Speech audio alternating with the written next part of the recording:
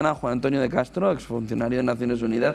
Bienvenido, buenos días. ¿Qué tal? Buenos días. Bueno, pues parece que entraba como un elefante en una cacharrería ayer, ¿no? En Davos, Donald Trump, pero ha vuelto a ponernos otra vez en la fotografía de no se pongan nerviosos, que al final vendrá y lo arreglará. Lo decía Bessent ayer por la mañana, así se ha cumplido, pero ¿qué significa lo de Groenlandia?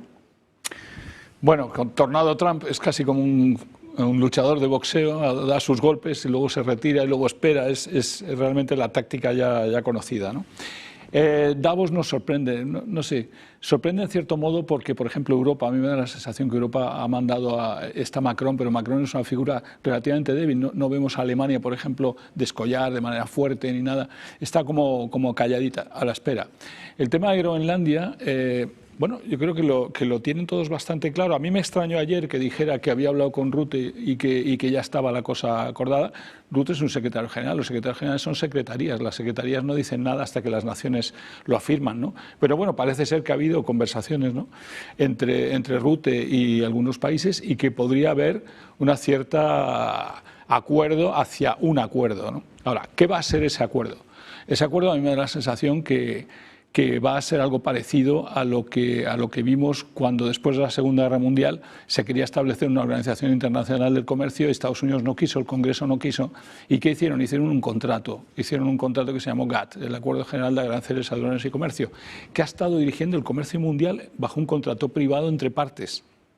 Y se ha considerado prácticamente sin ser un tratado hasta el 95, que se convirtió en una Organización Mundial del Comercio. ¿Por qué no pensar también que puede haber, en este caso, que también le puede pasar a la Junta de Paz, que ahora hablaremos, pero ¿por qué no pensar también en el caso de Groenlandia que estemos ante, primero, un acuerdo entre partes, vinculante entre las partes, y que ese acuerdo vinculante a las partes vaya evolucionando hacia, a lo mejor, quién sabe, si hay algo escrito en esos artículos que lleve el día de mañana a preguntarle a la población de Groenlandia si quieren que se convierta en un Estado, por ejemplo, asociado tipo Puerto Rico de Estados Unidos. Pero mientras, en ese acuerdo habría los artículos suficientes como para que Estados Unidos se haga con el poder completo económico de Groenlandia, con estipulaciones y artículos en los que también habría una cúpula, la famosa cúpula dorada, para proteger militarmente, y todo eso compartido en la OTAN para darle a los europeos un poco la alegría de que ellos también forman parte de toda esta historia, cuando en realidad los artículos van a dejar claro que el que se lo lleva a todos es Estados Unidos, ¿no? Pero yo creo que esa es la forma en la que están yendo y por la que Dinamarca dice que en el fondo la soberanía no se va a tocar. No se va a tocar porque tú no lo declaras que ha cambiado la soberanía, pero tú has hecho un acuerdo contractual. Y un acuerdo contractual puede ser reconocido también internacionalmente, como lo fue el GATT o como lo fueron otros, ¿no? A partir de ahora, o a partir de aquí, el final de la guerra en Ucrania, está yendo Zelensky de urgencia a ver a Trump y está yendo Witkoff y Jared Kushner a ver a Vladimir Putin. Es el momento de, una vez que un área de influencia empieza a tenerlo todo prácticamente controlado, que el resto de áreas de influencia también lo empiecen a tener. Hay muy buenas señales, ¿no? Yo creo que lo que hablábamos de que coincida la ida a Moscú hoy con la llegada de Zelensky con Trump y que haya, digamos, un momento de paralelismo de negociación en el que se va a ser coetáneo el tiempo en el que los dos discutan, es que hay algo que está cercano. Ese algo cercano puede integrar también activos rusos congelados para intercambio por tierras o por territorios. No sé qué tipo de cosas podría haber que pudieran rebajar las exigencias de Rusia en esta negociación, ¿no? Al final sería como una compra, sería como Groenlandia. Sí, sería en el fondo un poco como... Metafóricamente, bueno, no parecido, pero muy parecido. Sí, parecido a la compra, ¿no? Que como hablábamos antes, en ese acuerdo quizá contractual de Groenlandia también se estipule que se va a compensar, por supuesto, a los habitantes y incluso a Dinamarca o demás. Pero bueno, en esto yo creo que sí, podemos estar cerca porque Rusia podría rebajar a lo mejor un poco si consigue algo a cambio, y ese a cambio podría ser en términos financieros, no lo sé. Creo que estamos ahí al borde de que algo puede pasar. Y luego el hecho de que Putin no sea negativo a integrarse incluso a la Junta de Paz, porque la Junta de Paz al final, ¿qué va a ser? La Junta de Paz es el reflejo del nuevo equilibrio multipolar, o tripolar, mejor dicho.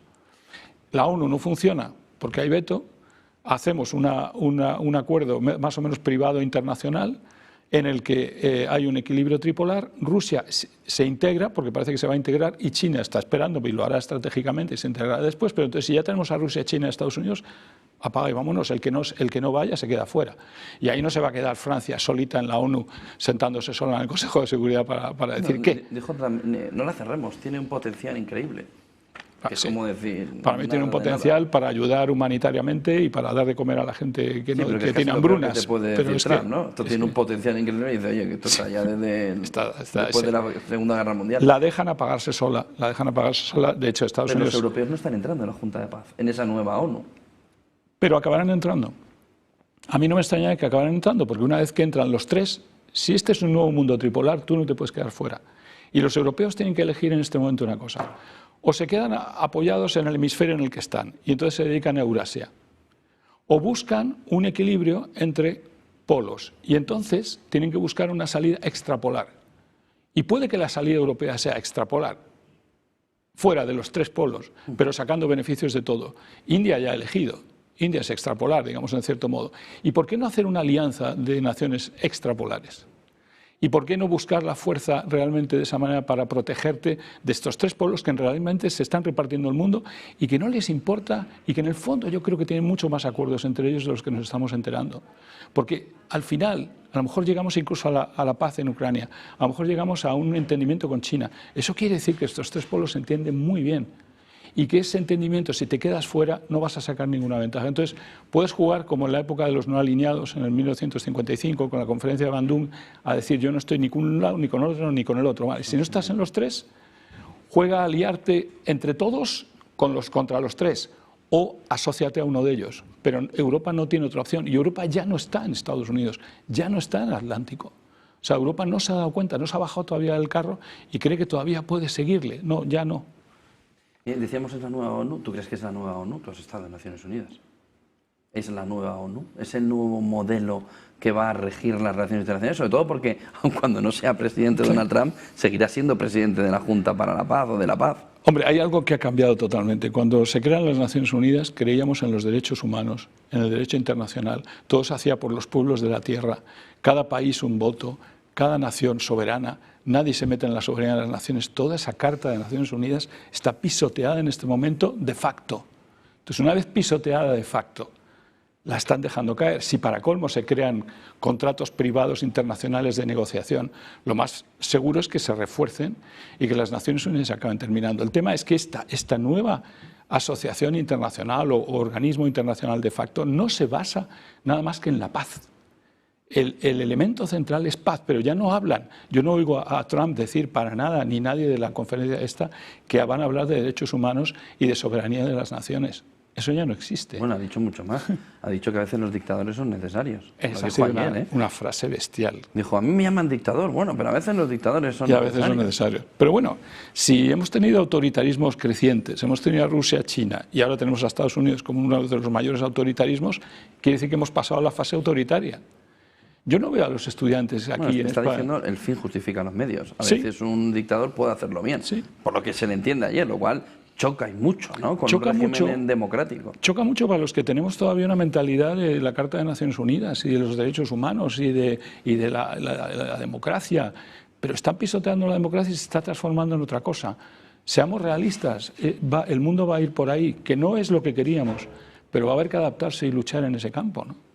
Y a partir de ahí ya se ha hablado algo de Europa, pero ¿cómo se configura Europa también en Groenlandia? Porque están descolocados, en plan, ellos querían hoy reunirse, darle una respuesta contundente, no sabemos cuál iba a ser, a Donald Trump, no se la van a dar porque no tiene ningún sentido, pero tampoco tienen un acuerdo.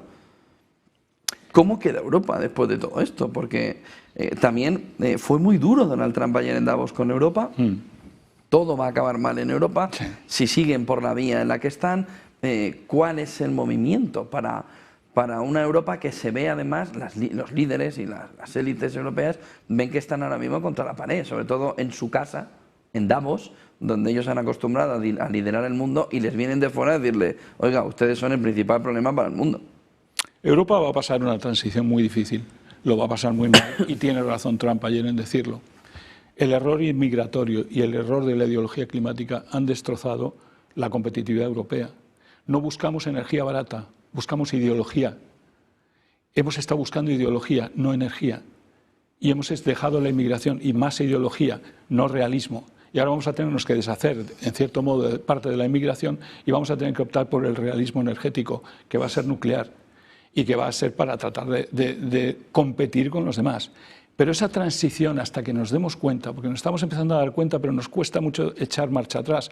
Las críticas a los molinos de ayer de viento de Trump, yo estaba viendo toda España llena de molinos y diciendo qué pensarán nuestros gobernantes que han estado apostando por una energía que queda muy bonita, pero que como se ha visto, no da para ser competitivo, porque la energía es cada vez más cara y porque los productos son cada vez más caros y menos competitivos en los mercados. Bueno, porque es súper dependiente de China. Y él es dependiente de China y se reía de los chinos, dice, mira, se lo han vendido y ellos hacen lo que... Pues así estamos en España. Él dijo que los chinos simplemente tenían un par de entornos, ¿no?, de energía eólica, pero que ni lo usaban, que lo tenían simplemente para hacer pruebas y tenerlo allí y decir... O sea, los chinos han sido súper listos, porque para ellos el cambio climático y lo verde ha sido produzcamos tecnología verde. Y lo llevamos diciendo, vamos, que no lo he repetido yo veces, que la salida no estaba en hacerse verde, sino en la competitividad verde. Y por fin nos hacen caso, y por fin Davos habla de competitividad verde. Ya no se habla de que hay que ser verde, hay que ser competitivo verde, que es lo que ha sido China siempre. Y ahora vamos a copiar a China. Y ahora Trump está diciendo lo que ha estado haciendo China, en definitiva.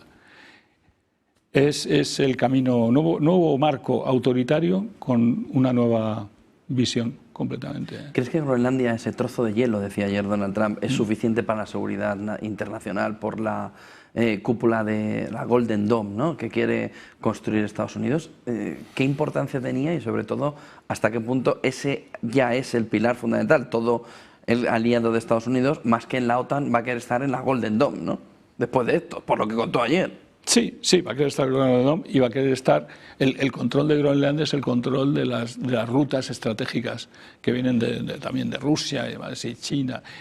En definitiva, estamos en un control de rutas estratégicas.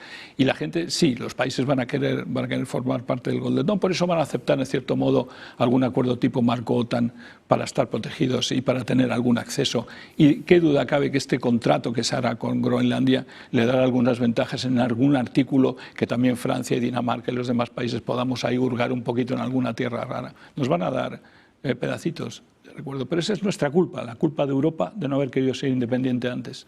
Y ahora lo pagamos caro por una transición que nos va a costar. Yo creo que vamos a pasar unos años difíciles en Europa, bastante difíciles si no reaccionamos rápido, ¿no?